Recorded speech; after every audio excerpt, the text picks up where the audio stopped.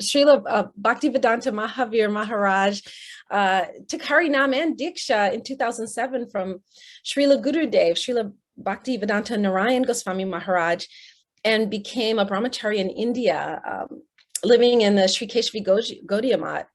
And then in 2017, he received sannyas from Srila Bhaktivedanta Bharati Goswami Maharaj. Maharaj, thank you for being here. After your invocation, you have 30 minutes to offer your Pushpanjali, and we're really grateful to hear from you. And the virtual Vyasasana is now yours. Hari Bol. Yes, thank you so much, Didi. Hari Krishna. So my pranams to everyone, Yashodananda Prabhu and all devotees. It's a great honor to be again here with all of you this auspicious day. The appearance of Srila Prabhupada and so many other Vaishnavas, also Titis, is there. So, okay, let's start. Om Jnanatirmirandasya Jnananjana Shalakaya Chakshurunmilitam Jena Tasmai Sri Gurave Namaha Gurave Gaurachandraya Radhikaya Stadalaye Krishnaya Krishna Bhaktaya Tadabhakta Namaha Narayanam Gurum Vande Saranyam Bhakta Bandhavam Gauramanu Vishtam Purnam Radha Dasyam Pradayakam Rupanugacharya Varyam Rupa Manjari Preshtakam Patita Pavana Bandhavam Yugacharya Narayanam Vanchakalpa Tarubhyascha Kripa Sindhubhya Evacha Patitanam Pavanebhyo Vaishnavebhyo Namo Namaha Namo Mahavadanyaya Krishna Prema Pradayate Krishnaya Krishna Chaitanya Namne Gaura Twise Namaha Shama Sundara Shrikanda Shekhara Smirahasara Murali Manohara Radhikara Sika Mam Kripanide Swapriya Charana Kinkarim Kurum Tapta Kanchana Gaurangi Radhe Vrindavaneshwari Vrishabhanusute Devi Pranamami Hari Priya Vrindai Tulasi Devyai Priyai Keshava Sacha Krishna Bhakti Prade Devi Satyavatyai Namo Namaha Shri Krishna Chaitanya Prabhu Nityananda Sri Advaita Gadadhar Srivasadi Gaura Bhakta Vrinda Hare Krishna Krishna Krishna Hare Hare Hare Ramu Ramo Ramo Hare Hare. So first of all, I begin offering my most humble obeisances to the dust of the lotus feet of Paramaradatama Sri Guru Pada Padma Nitrila Pravishta Om Vishnupada Paramahamsa Paribrajacharya Ashtotara Satasi Srimad Srila Bhaktivedanta Narayana Goswami Maharaj Srila Gurudeva, and to my most worshipable Shiksha and Sannyasa Guru Nitrila Pravishta Om Vishnupada Paramahamsa Paribrajacharya Bhaktivedanta Bharati Goswami Maharaj, who actually in this very date of today ordered me the sannyasa vesh at Sri Jagannath Puri 5 years ago. So today I am celebrating his mercy upon me in 2017, and also all my obeisances to all Shirupan Gauriya Guru Varga, all Tridandis, Sannyasis, Brahmacharis, Vaishnavas, Vaishnavis, and to all the assembled devotees here today, my most respectful obeisances. So, Srila Gurudeva, he taught us how to glorify the Vaishnavas and how to understand the glories of the Vaishnavas from many different points of views, but mainly from the type of association or associates that that particular personality you want to glorify had or have. So I want to glorify Srila Prabhupada or attempt to glorify Srila Prabhupada from three different aspects of his relationships. So the first one we can see from the very ordinary and mundane perspective. How Srila Prabhupada, he was able to be respected by the greatest scholars of his time, and also from future, or means the actual ones now, and the political authorities of his time as well, and the other also religious leaders of his time. And I begin by saying that today they have started in India a 3 years festival to celebrate the 150th anniversary of Srila Prabhupada, which is going to happen in 2024. So in Jagannath Puri, at the birthplace of Srila Prabhupada, Srila Bhakti Vibhuda Bodhayana Goswami Maharaj, Srila Bhakti Vedanta Madhava Goswami Maharaj, and other great acharyas, they have started this great festival, which will happen for the next 3 years. And they have invited for this inauguration the President of India. So it means that Vaishnavas are not completely, what to say, they don't want to reject, completely the association of politics and politicians, because they know that for the public opinion, it is very important, so that this Gaudiya movement will not be seen as a foolish movement. So the more we can associate with respected personalities in the mundane world, so the better is for our, what to say, for the consideration that people can have for our movement, or for Srila Prabhupada's movement. So many naive devotees, they have the tendency to say that, oh, Vaishnavas, they never mixed with politicians, they never speak about politics and all these things, they're only talking speaking Harikatha. This is very naive understanding of Vaishnavism and of life in general. So this is a very great example. And if you could see that big banner of the program, there was a face of Srila Prabhupada and the same size the face of the President of India.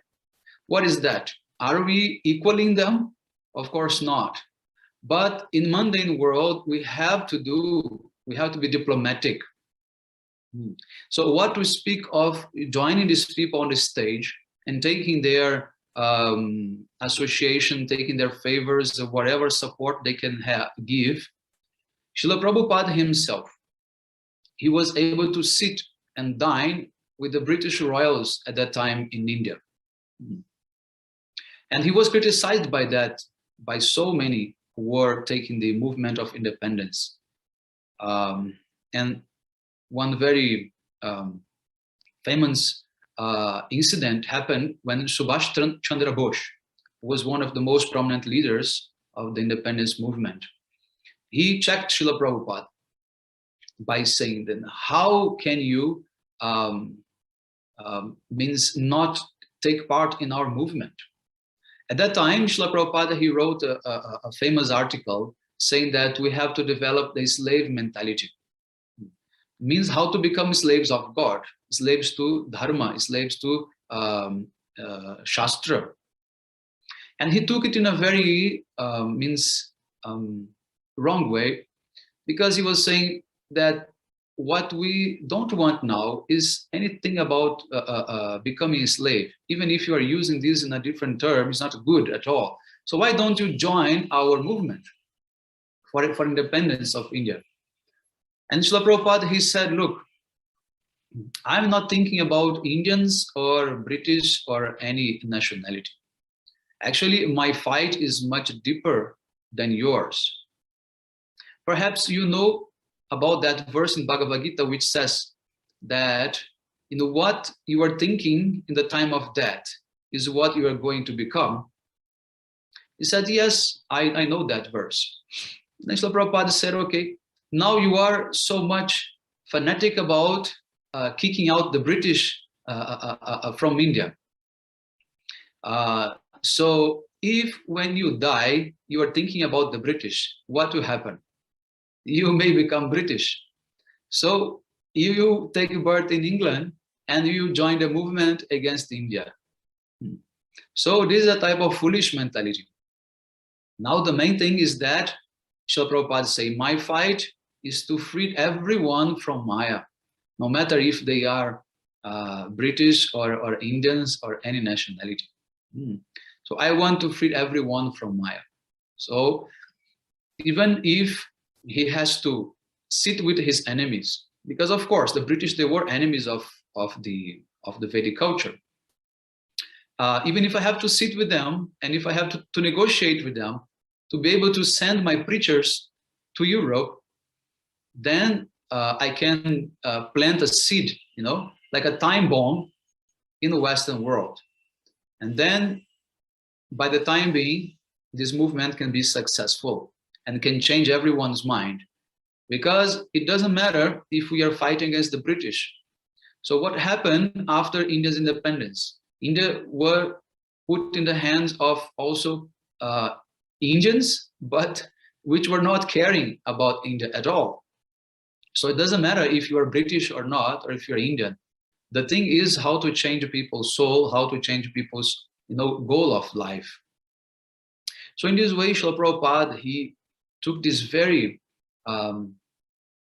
delicate step, of becoming friend to the British aristocracy in India, with the strategy of actually going in their field and planting this time bomb there, which were like his preachers. So all Mahaprabhu's prophecy to spread, Harinama Sankirtan all over the world, it started from the hands of Srila Prabhupada. It was accomplished by Srila Bhaksiddhanta Swami Maharaj, no doubt, but it started all from Srila Prabhupada. He first sent all the preachers, and he established a very good relationship. You can remember one incident which happened when Srila Prabhupada was very young, maybe 10 or 11 years old, something around that, not so precisely, but Srila Bhaksiddhanta Thakur had to travel somewhere, and he put Srila Prabhupada to give lectures on his place in Jagannath Puri. And Srila Prabhupada, he was so heavy in his lectures that day after day, the number of people was decreasing, from the audience. And when Srila Bhaksiddhanta Thakur, he returned, hardly there was anyone there hearing. And Srila Bhaksiddhanta Thakur, he chastised him. So you cannot be like that. The preaching has to be somehow smooth and diplomatic. Because Srila Bhaksiddhanta Thakur, he was very much diplomatic. So you can see from this example that Srila Prabhupada, he learned the lesson. And he became diplomatic afterwards. Although he knew how to speak very heavy and very straightforward in many, many moments, but he learned how to pave his strategy and how to make the movement successful. So this is the best example of how Srila Prabhupada, he was able to adjust himself, And Srila Gurudeva, he always said, the best Guru Seva is when you can change your own mood to serve your Gurudev. If you try to adjust Gurudev's order to your mood or to your lifestyle, then this is not Guru Seva. But if you can sacrifice and change your mood to please your Gurudev, this is your Guru Seva. Many lectures recorded like that of Srila Gurudev. So in this way, you can see how many great personalities of the mundane world, not to say like considered by me, but considered by mundane society, they appreciated Srila Prabhupada. The University of Calcutta gave the chair of Department of Astrology for him, and he denied that. And that seat was empty to the end of his departure because they didn't want to put anybody else there. All the greatest scholars, of Sanskrit, they acknowledged that Srila Prabhupada, he's actually the best. And they gave him the title Siddhanta Saraswati. So how much he accomplished in the mundane world, how much he was admired by these so-called great personalities, it makes him also much more glorious than all of them. Actually, he was a genius. He was a genius from very, very young age. He was already literated, and he was already like knowing Shastra and Sanskrit and many things. Like below the age of like 15, he mastered everything.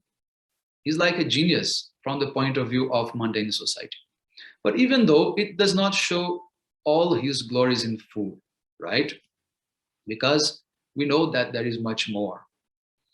So another aspect that we can glorify him from the point of view of association or associates is the like how glorious are his disciples, from which background his disciples came, what are their glories, their qualification, their even the mundane qualification or their spiritual qualification. That can show how Srila Prabhupada was glorious. Srila Bhaktivedanta Swami Maharaj, Srila Bhakti Raghshasya Dar Goswami Maharaj, Srila Bhakti Pragyana Kesha Goswami Maharaj, Srila Bhakti Vaikanas Gaurav, Srila Bhakti Gaurav Vaikanas Maharaj, and so many other great acharyas whose glories have no end. They all surrendered to the lotus feet of Srila Prabhupada. They all have made Srila Prabhupada their life and soul. So from this perspective, we can understand how glorious was Srila Prabhupada and what type of great contribution he brought to this material world. And then finally, we can see from the transcendental point of view, who is Srila Prabhupada, with whom he is associating. And to explain that, I will tell one small short story, which was told by Srila Bhaktivilasa Bharati Goswami Maharaj, one of Srila Prabhupada's disciples, who has explained why Srila Bhaktivinoda Thakur gave to Srila Prabhupada this Kurma mantra for upasana, for worship.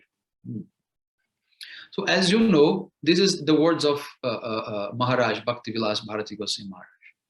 So as you know, Kurmadev, he is a Vaikuntha avatar, right? In the mood of Aishwarya, awe and reverence. And so why is that? A great acharya from Mahaprabhu's movement, maid servant of Srimati Radhika, is going to worship Kurmadev. So what is the connection in that? So it must be something, because our acharyas, they will never do anything meaningless and nothing less than something which is connected to Goloka Vrindavan and at least with Chaitanya Mahaprabhu. So then Srila Maharaj, he started explaining that actually there are the 5 prominent rasas, primary rasas, and there are the 7 also secondary rasas. One of the 7 secondary rasas is called Adbhuta Rasa. Adbhuta Rasa means wonder, astonishment. And that rasa particularly enhances the other 11 rasas. That's the function of Adbhuta Rasa. It's not any particular, thing, but it helps to enhance and to make all the other rasas come to its full, like extension, full like manifestation. And but Kurmadev is the presiding deity of that Adbhuta Rasa. So every rasa has one presiding deity, and Adbhuta Rasa is presided by Kurmadev. Then Srila Maharaj, he now start to explain this in the way that he says, look, when Sri Chaitanya Mahaprabhu, he is manifesting that his ecstatic symptoms, he's also manifesting this form of kurma, of turtle, when all his limbs goes inside the body. So that type of ecstasy manifested by Chaitanya Mahaprabhu, only him can manifest that. Nobody else can manifest that. So it also shows what? It shows that when Mahaprabhu is in that stage, what he is experimenting is actually the highest expression of Radharani's love that Krishna can relish. So it means that Gaura Lila is the Adbhuta aspect of Krishna Lila. Means the complete and most vast aspect of Krishna Lila is Gaura Lila. So it is within Gaura Lila, as Chaitanya Mahaprabhu, that Krishna is able to relish prema in its highest aspect. So in that way, Srila Prabhupada is worshipping this Kurma mantra with that mood of bringing to this world or showing to this world this point of view that his mission is the same mission of Sri Chaitanya Mahaprabhu, in the sense that he wants to show to the whole world what are the mood of the Gauriyas. And the mood of the Gauriyas are that they prefer to see Krishna feeling separation from Srimati Radhika, Krishna serving Srimati Radhika, and especially Krishna wanting to relish prema in the same way Radha also relishes. So it is very beautiful commentary Srila Maharaj gave to paint this beautiful, picture that how Srila Prabhupada, in that apparently general or somehow, significant worship of Kurmadev, which in a general sense has nothing to do with our spiritual sadhana, he was actually able to express the highest mood of this Gauriya movement. And that is what he's coming to give. He's coming to give that service to Sri Chaitanya Mahaprabhu, and that service to that mood of when Krishna is actually wanting to serve Srimati Radhika and relish the love of Srimati Radhika. So this is the particular point of view of Srila Prabhupada. And Srila Prabhupada's spiritual name is Nayanamani Manjari. Nayanamani means the jewel of the eye. So from that particular point of view means the view of Radha is bringing to this world. How Radha sees the world, how Radha sees prema, how Radha sees Krishna, because this Gauri is a movement of Srimati Radhika. This is not more what Maharaj is saying, this is my own understanding of what I'm saying, this analysis of his name and Radharani's eyes. So actually what he wants to bring to this world is Radharani's point of view. Because Krishna's point of view, it was already this presented many times before, for many thousands of years. But Radharani's point of view, this is very rare. And this is only within Mahaprabhu's movement, especially within Rupa Goswami's camp, Rupa Goswami's movement. So Srila Prabhupada, he's saying, I am from that camp. I am also Rupanuga. I am also in the same line of Srila Rupa Goswami Pad, because I want to reveal to the whole world the point of view of Srimati Radhika. So how glorious is Srila Prabhupada? From all these point of views, we can see how we are so fortunate to come in such a line. So now I would like also to say one very important point is that once Srila Gurudev mentioned that if the arati of Srila Prabhupada stops, then this whole Gauriya mission will be destroyed. What he means by that? He says that arati of Srila Prabhupada means the glorification of Srila Prabhupada. If that will stop, then this Gauriya mission has no meaning more. Why? Because he's the one who for us is the, chief representative. Therefore, our Sampradaya has got his own name now. Our Sampradaya now, full name, complete name is Sri Brahma Madhva Gauriya Saraswata Sampradaya. He has created another, branch, another diversion of that with more specialization, with more going deeper and deeper. And in that appears our Srila Gurudev, and other great acharyas. So, and the basic thing that Srila Prabhupada is teaching is how to find a guru. So himself, he said that, look, I have many bad qualities. He's saying out of humility, I have many bad qualities. And my worst quality is that I'm always looking for faults in everyone else. But that very fault of mine, it becomes a great virtue when it comes to the point of finding a guru. Why? Because that guru cannot have a single fault. So if I find a small fault, even he said 1 second of deviation from bhajan, in that candidate, he cannot be my guru. So Guru has to be perfect. And he said, I will not make him my Prabhu. Prabhu means master. He cannot be my Prabhu unless he's 24 hours absorbed in bhajan. Then he will be able to conquer my heart. Then I will give him my heart and he will become the master of my heart. And another very beautiful thing Srila Prabhupada said, but from the transcendental realm and point of view, all bona fide gurus have the same glories. And when you speak the glories of your guru, I only hear the glories of my guru, because their glories are the same. So it means faith for guru means faith for Guru Parampara. If you isolate your guru from Guru Parampara, it means you have no faith for your guru, actually, what to speak of for the Guru Parampara. So from the Akhanda Guru Tattva point of view, from the absolute point of view, indivisible point of view, Guru, bona fide Guru means one glory, same glory.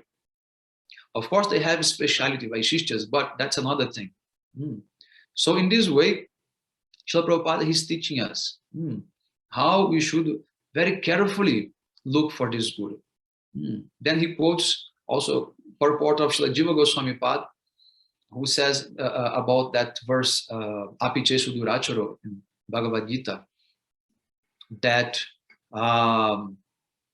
if someone is performing Ananya Bhajan, means one-pointed worship of Krishna, but still he has some faults, he may even commit some abominable, acts, he still has to be considered as a sadhu because he is one-pointed. And very soon he's going to be purified, right? But then it's like Jiva Goswami Pad says, look, it may apply for sadhakas, but not for guru. The one who wants to be guru, he cannot put that sloka on his back, because the guru cannot have faults. So that's the difference between ordinary sadhakas and the guru. So in this way, so Srila Prabhupada, he established very, very clear. Guru Tattva is very important. And choosing a guru is also more than important. And without that, we'll not be able to actually even start our spiritual life. No? Everyone knows that spiritual life starts when you take shelter of bona fide spiritual master, Guru Padashray.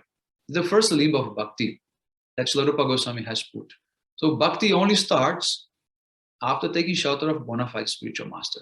Bhakti does not start with chanting. Bhakti does not start with hearing or any other limb of bhakti. It starts when you have a bona fide spiritual master. So in that way, another very nice teaching of Srila Prabhupada is that he mentioned about the three mridangas. There are three types of mridanga. He said one mridanga is the actual mridanga, the actual instrument, which plays very loud, and you can propagate Harinama Sankirtan. But still, the sound capacity is not so strong, cannot go too far. So the second type of mridanga is the Brihat mridanga, which is the book, which is a shastra. That message can go very far, widely. But he said there is a third type of mridanga, which is the living preacher. That living preacher, he actually is more effective than the book and then also the instrument, because he's the one who is able to play the instrument, and he's the one who is able to read and understand the Shastra and explain the Shastra and inspire the people. So when he sent his preachers, he was actually sending himself.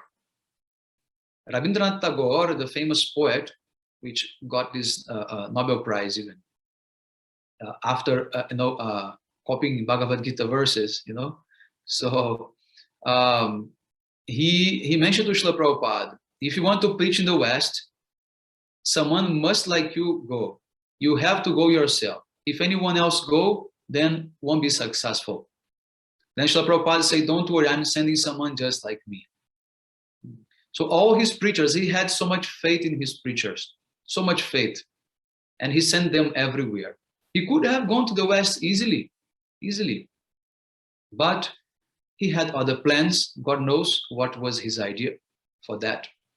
And then he sent his real representatives, which are non-different from him. And we are like highly fortunate to have associated with them somehow or other, and be able to realize Srila Prabhupada's glories through them, which is very, very important. So from this coming Srila Prabhupada's 150 years anniversary 2024, from this point now we have, like, you know, this 3 years festival going on by all the Gaudiya Mats conjoined. They're doing this big festivals in India. They will, like, you know, like propagate Srila Prabhupada, and because he is the backbone of our movement. If Guru Nishtha is backbone of bhakti, Prabhupada Nishtha is the backbone of our movement. So without understanding who is Srila Prabhupada, without diving deep in his life, in his teachings, we cannot grasp. We cannot grasp. So therefore, I try to inspire all of you who are hearing. From this point on, try to dive deep in Srila Prabhupada's life, take his biographies, take Harikathas, you know, any other thing, you know, and make your life successful in that way. Because without connecting with Srila Prabhupada, impossible to understand. Impossible. He has established the mood, he has established the principles of our Gaudiya Sampradaya. He has established the preaching style, you know. At that time, in India, even when the kings of India did not have car, he was driving a car. He was driving a car and he was preaching. And he was even beyond that. And I like to say that sometimes, that he was a type of avadut, just like Nityananda Prabhu. Sometimes wearing a very simple, you know, like mendicant garment, very torn. But in other times, jewelry and silken cloth, looking like a prince. And Srila Prabhupada in the same way. Sometimes extreme vairagya. Sometimes dressed like aristocratic. Very beautiful shoes, socks, very nice suit and turban, and many things like that. And meeting with the dignitaries and the aristocratic people, government people, you know, for what? For preaching. So therefore, he is the embodiment of Yukta Vairagya. What Rupa Goswami has preached about Yukta Vairagya, Srila Prabhupada, he embodied that in such a way, because he used each and everything for Krishna service. So the difference between those who are using things for their enjoyment and those who are using things for Krishna consciousness is the meaning of understanding what is Yukta Vairagya. At the same time, we should also not reject everything and become like, you know, half naked, you know, Babajis in the jungle. That is also not possible. How Mahaprabhu's prophecy can come into place if you are hiding, if you are, you know, just going out of society. So what Srila Prabhupada did was that he put himself inside society. He dealt with all of them like expertly, without being contaminated, and he could like, you know, spread this mission everywhere. There's a very beautiful incident which happened when he was sending Srila Bhaktidanta Bon Maharaj to preach in the West. He ordered Kunja Bihari Babu, his secretary, to buy most beautiful, expensive shoes in the market and bring to Srila Bon Maharaj. So he told Kunja Bihari Babu, take these shoes to Bon Maharaj, make him wear it and come in front of me.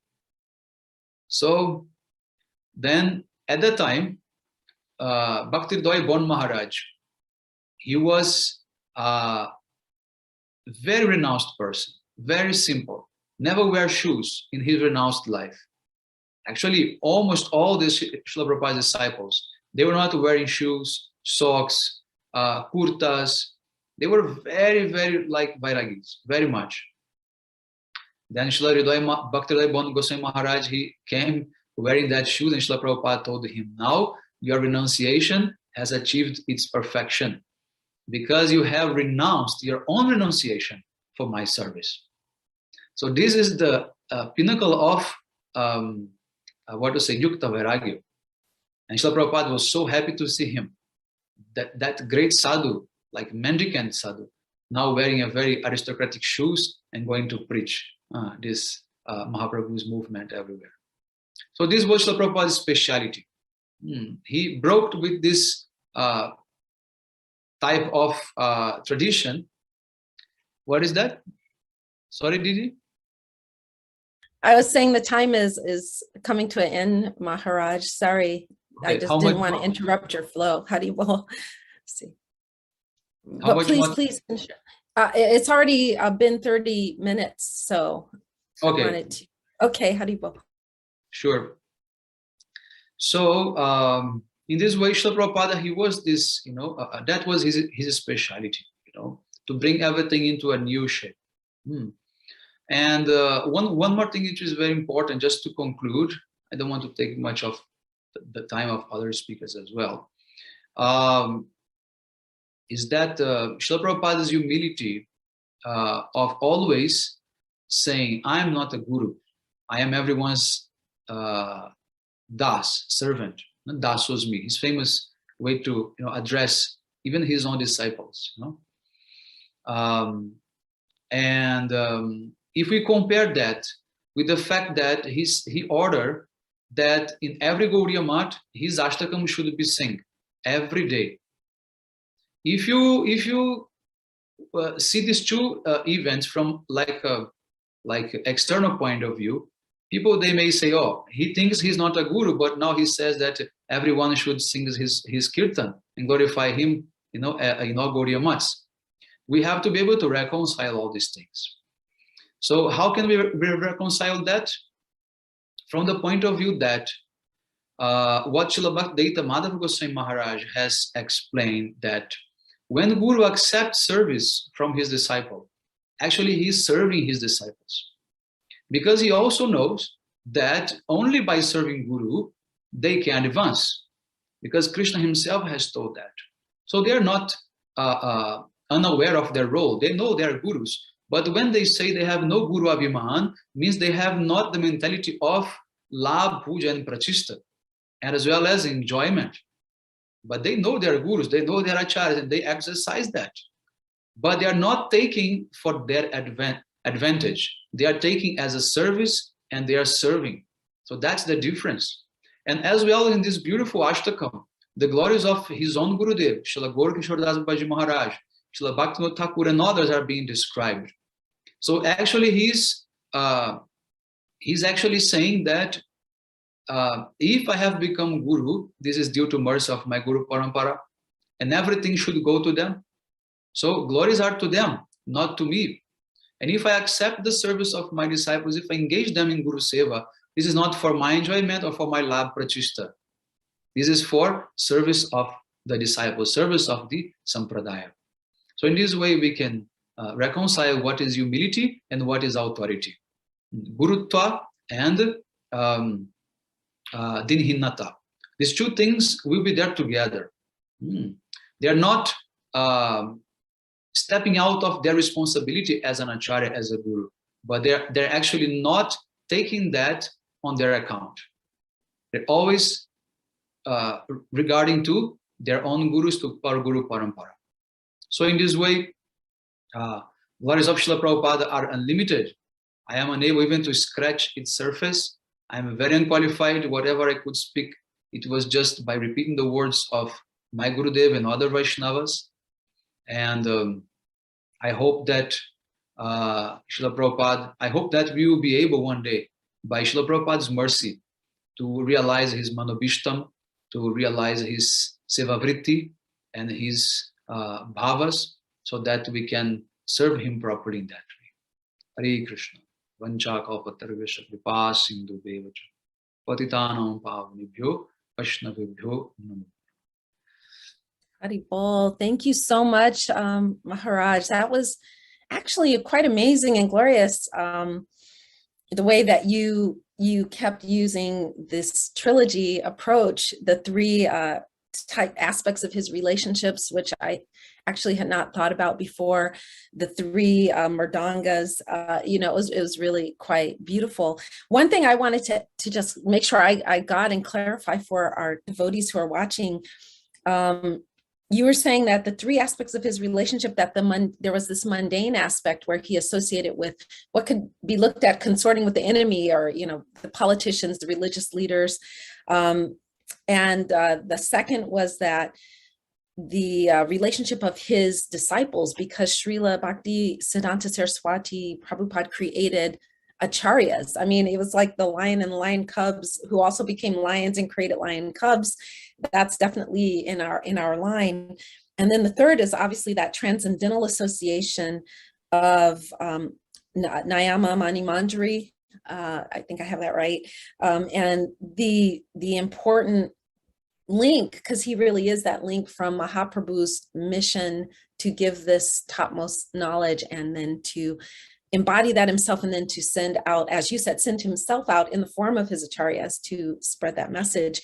One thing I wanted to just clarify and comment, because I've heard it told by Srila Gurudev that as Vaishnavas, or even aspiring Vaishnavas, that we don't so much take association with mundane people, but actually give them our association. It seems that's what Srila Bhaksiddhanta Saraswati Prabhupada was doing, yes? Like really giving these royals and these politicians and religious leaders his association, which I'm sure had much mercy in it. So I'm saying that because you also mentioned he was an avadut, not so much that's I just think it can be very delicate, because the association we keep, that sadhu sangha, is what nourishes our bhakti lata bij. So I think it's important to have a proper conception about association. If you would just wouldn't mind just confirming or making sure I have a proper conception. Haribol. Yes, no, you are totally right. This is the way actually they're doing.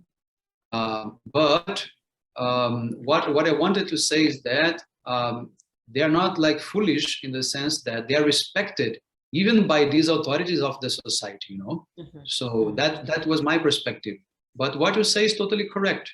Actually, they're going there to give their mercy, to give their association. It's not that we are taking advantage of their personal association, but somehow or other, we are taking advantage of their positions to also show to the public opinion that this movement is not like of foolish people. And it's a very, very, very natural thing. You know, we are proud to be there, you know, beside all the authorities, because, you know, they also regard us. And this is the thing, you know, that's the main thing. It's not because we are taking that advantage. No, we are taking advantage of the fact that they regard us. You know? Yes. And this is a plus point for us, you know. Yeah, I think it reminds me of Srila Prabhupada, of A.C. Bhaktivedanta Swami Prabhupada, and his association with the Beatles, and, you know, living with John Lennon. I think very similar, like it's something that confers respect and actual, in a mundane sense, of real attention for this movement, but at the same time is quite actually a sacrifice and a mercy for these sadhus to be in that kind of association. We saw from the Mahabharat that, you know, it can go very wrong to be in an association, like unfortunately, like with Dronacharya and Bhishma Dev, was it Bhishma? Yes, I think who ended up on the wrong side of that fight just because they had been in such association with Duryodhana and the Kauravas. So yeah, very, very.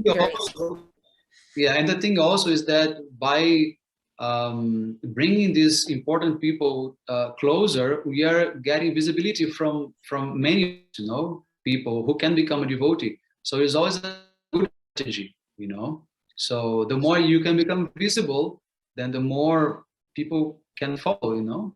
So this is a very, very good thing. Joy. Well, thank you so much, Maharaj, Mahavir. It's always a pleasure to have you on here, and thank you for such illumination and to kick off this wonderful festival.